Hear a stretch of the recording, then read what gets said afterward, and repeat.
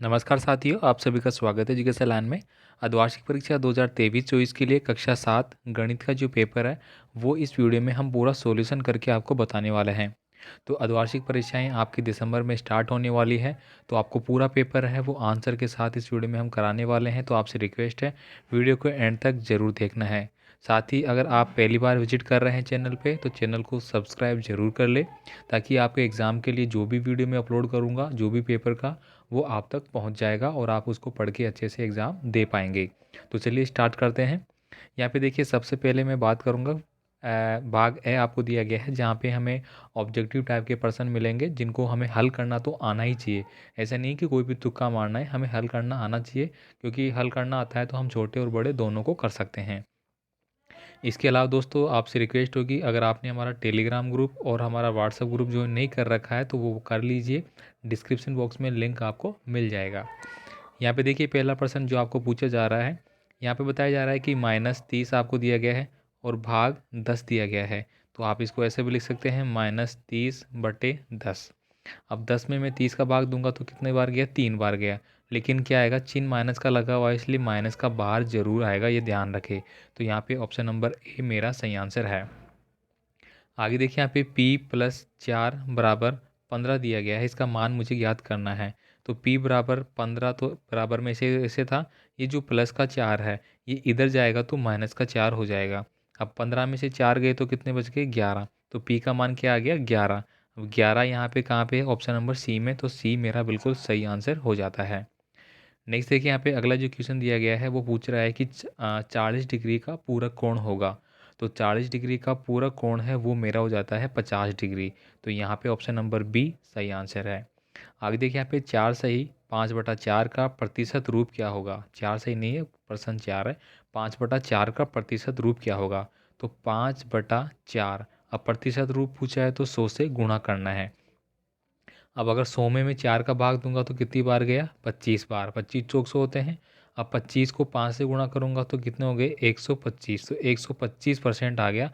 125% किस में है, ऑप्शन नंबर सी में है। तो ये मेरा सही आंसर है। ठीक है, बिल्कुल अच्छे से समझ में आ रहा होगा आपको। यहाँ पे देखिए 5 नंबर का क्वेश्चन है, निम्न संख्याओं में से परमेय संख्या नहीं है। यानी कि एक तो होगी परमेय संख्या, एक होगी आपकी अपरिमेय संख्या। मतलब जिसका कोई भी अद्वितीय हल नहीं निकलता हो वो मेरी होती है परमेय संख्याएं। अब 0 का दोस्तों आधा में करूँ तो 0 ही होता है। 2 का आधा करूँ तो, सॉरी 4 का आधा करूँ तो 2 बन सकता है, मतलब 2 भागों में बट रहा है ये बिल्कुल। 5 का आधा करूँ तो 2.5 है, बिल्कुल ये भी बन रहा है। लेकिन अनरूट जो 7 संख्या है इसका आधा होगा ही नहीं, क्योंकि ये अपने आप में पहले ही रूट में है। तो इस प्रकार से मेरा अपरिमेय स्वरमेय संख्या नहीं है, ये है मेरी अपरिमेय संख्या। ठीक है, आगे देखिए यहाँ पे भाग ब है। तो भाग ब में देखिए, निम्नलिखित का गुणनफल आपको ज्ञात करना है, मतलब गुणा करना है। अब देखिए यहाँ पे आपको दिया गया है 9। ठीक है, 9 × 3। तो 9 को 3 से गुणा करूँगा तो कितना आ जाएगा मेरा, डायरेक्ट करता हूँ मैं, 27। लेकिन चिन्ह किसका आएगा, माइनस का। फिर गुणा है और फिर माइनस का 6 दिया गया है। अब मेरे को क्या करना है, 27 को 6 से गुणा करना है। माइनस माइनस मेरे कैंसिल आउट हो जाते हैं गुणे में, जब हम गुणा करते हैं तब कैंसिल आउट हो जाते हैं। लेकिन अगर मैं इसको जोड़ूंगा तो माइनस माइनस माइनस ही रहेगा, जोड़ बाकी में ध्यान रखना है। अब यहाँ पे देखिए, 6×7=42 का 2 हो जाएंगे, हासिल की 4 लग गई। 6×2=12, 12 और 4 मेरे कितने हो गए, 16। तो 162 मेरा आंसर आ गया। ऐसे ही यहाँ पे सेकंड वाला आप करेंगे।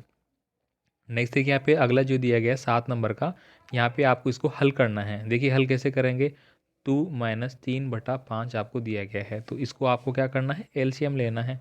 एलसीएम मैंने लिया, 5 आ गया। अब 1 को मैं 5 बार गुणा करूँगा तो 5 बार होगा। ठीक है, और 5 को 2 से गुणा करूँगा तो कितना आ गया मेरा, 10 आ गया। माइनस 5 में 5 का भाग दिया, एक बार गया, मतलब 3 एक बार। 10 में से 3 गए तो कितना आ गया मेरे, 7/5 मेरा आंसर निकल के आ गया। ऐसे जो बी वाला है वो आप करेंगे, 4 दिया गया है प्लस 7/8 आपको दिया गया है, बटे में 1 लगाया मैंने, लघुत्तम मेरा आ गया 8। ये 8 हो गया, 8 चौक मेरा कितना हो गया, 32। प्लस 8 का ऐसे कैसे रहेगा, एक बार।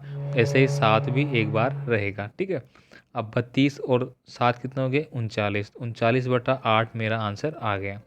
यहाँ पे देखिए, निम्नलिखित में किलो व्यक्त करना है आपको। ठीक है, तो यहाँ पे आपको 200 ग्राम दिया गया है, इसमें अगर मैं किलो व्यक्त करूँ तो किलो में देखिए क्या आ जाएगा, 1000 होता है 1 किलो में। ठीक है। तो 2 जीरो से 2 जीरो कट गई, 2 एकम 2, 2 पंजे 10, यानी 1.5। ठीक है, 1.5 भी एक नहीं कह सकता मैं। अगर मैं 200 को 1000 में भाग दूँ तो 5 बार जाता है, तो 0.5 हो जाएगा ये मेरा। यहाँ पे देखिए ये जो दिया गया है ये मेरा है 3470 ग्राम। अब यानी कि 3 किलो तो सीधा सीधा हो गया 300। ठीक है, 400 हो गया 3.470 kg। इस प्रकार से आप इसको लिखेंगे। अब यहाँ पे आपको याद करना है, मतलब इनका भी आपको हल करना है। मतलब आपको भाग दिया गया है 3.35 बटे में आपको 5 का भाग देना है। अब ये डॉट हटाऊंगा तो मैं नीचे जीरो लगा लूँगा, ये तो आपको पता ही है। अब मैं 5 से भाग दे सकता हूँ।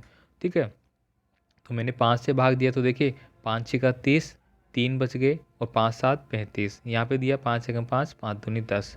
अब ये डॉट हटा दूंगा तो मैं 6.7 मेरा आंसर आ गया। ठीक है, आगे देखिए यहाँ पे ये जो अगला दिया गया है वही 48 4.8 बटा 10 दिया गया है। ये मैंने हटाया, जीरो लगाया।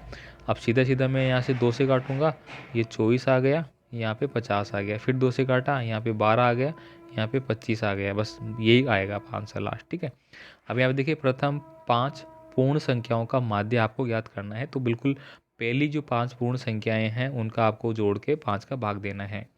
अब यहाँ पे देखिए 11 नंबर का क्वेश्चन है, निम्नलिखित आंकड़ों के बहुलक और माध्य ज्ञात करना है।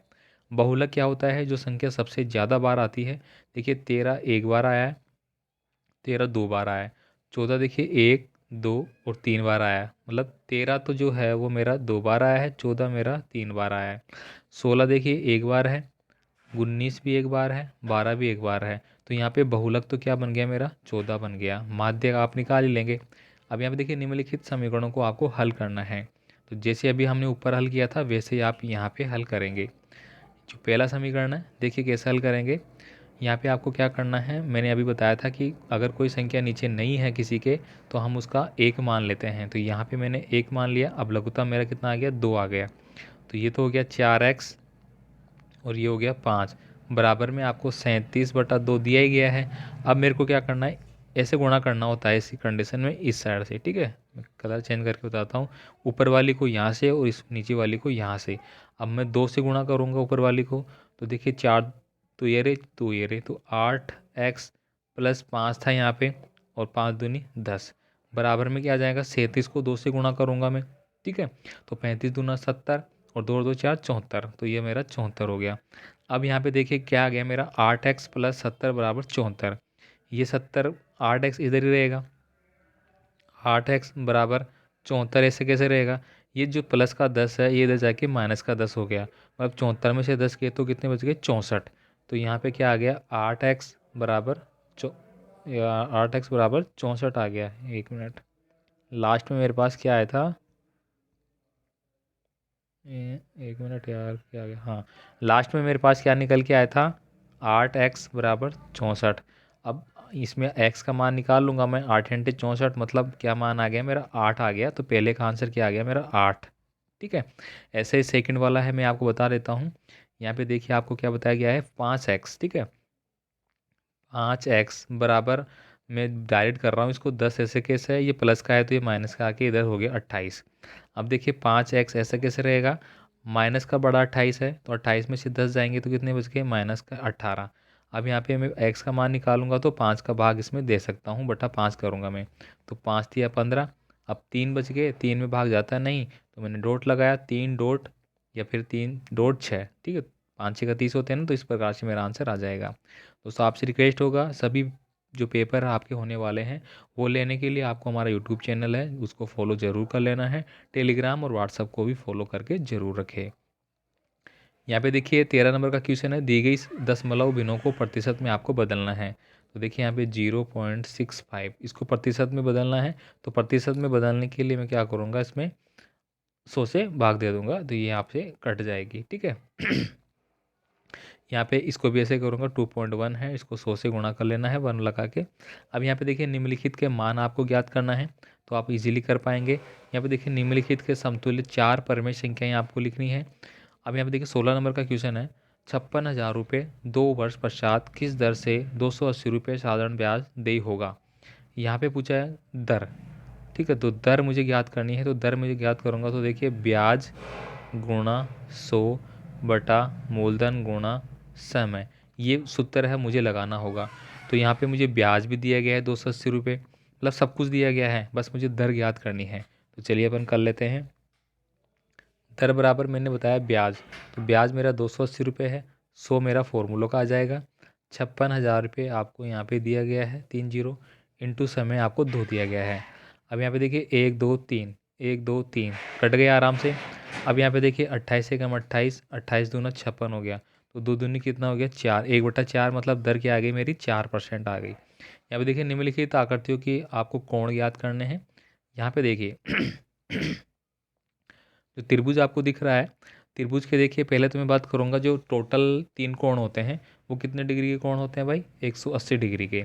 अब यहाँ पे देखिए क्या क्या दे दिया गया है आपको, 50 दे दिया गया है और 70 दे दिया गया है। अगर इसको मैं जोड़ूँ तो 120 हो गया, तो बाकी कितना बच गया मेरा 60। तो ये जो अंदर वाला कोण है वो मेरा बच गया 60। ठीक है, समझा रहा हूँ मैं। अब यहाँ पे जो ये सरल रेखा है, इस प्रकार की अगर कोई सरल रेखा है और इस पे ऐसे कोण बन रहा है टोटल, तो वो होता है मेरा 180 डिग्री का। अब यहाँ पे 60 डिग्री तो आ गया, तो बाकी कितने बच गया मेरा 120, तो 120 मेरा आंसर आ गया। ठीक है, इसके बाद देखिए यहाँ पे अगला है, यहाँ पे भी आपको क्या करना है, कोण का मान ज्ञात करना है। तो यहाँ पे भी वही बात है, ये 125 आ गया, तो बाकी का जो बचा हुआ है वो कितना आ गया मेरा। देखिए अभी अभी मैंने बात करी थी ना, टोटल कितना होता है मेरा 180, 125 को मैंने को दे ही दिया, 10 में से 5 गए तो 5, यहाँ पे कितने बच गए 7, 7 में से 2 गए तो 5, यानी कि 55 डिग्री का कोण है ये अंदर वाला। और ये कितने का है, 90 डिग्री का। क्यों, क्योंकि ये समकोण है। तो टोटल देखिए यहाँ पे 90 मेरा आ गया और 55 मेरा आ गया, तो 5 9 और 5 14, 145 डिग्री का कोण तो आ गया। अब मैं 180 में से अगर 145 निकालता हूँ तो कितने बच गए मेरे पास, 30 और 5 35। ठीक है, तो मेरा जो ये एक्स कोण है ये वाला, ये कितने डिग्री का आ गया, 35 डिग्री का।